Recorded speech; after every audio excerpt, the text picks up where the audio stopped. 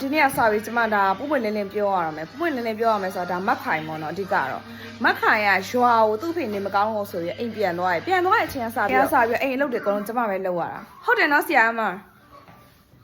ဟုတ်တယ်ဆိုတော့ကြည့်ဘခါနီဆိုရင်ကျမပဲဆေးရတာအဲ့မှာတတိပဲကျမဆေးဖို့ထားတာဒါပေမဲ့သူဘာလို့ဝင်ဆေးနေရလဲမသိဘူးဆရာမအိမ်မှာဘခါနီဆိုတော့ကျမပဲဆေးရဟုတ်တယ်နော်ဟုတ်တယ်တွေ့လားဝတ်လျှော်တယ်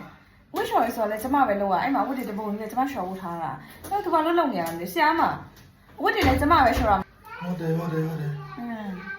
ဟိုမိန်းကလေးဖြစ်ရလုံးဝမလဲအဲ့မှာကြီးအဲ့ထက်အဝတ်တောင်းနဲ့ကဝတ်စားရတယ်ကျမပဲမီးဖို့ထိုးရမှာကျမပဲထိုးနေကြဒါပေမဲ့သူအခုဘာလို့ထိုးနေရလဲကျမလည်းနားမလဲ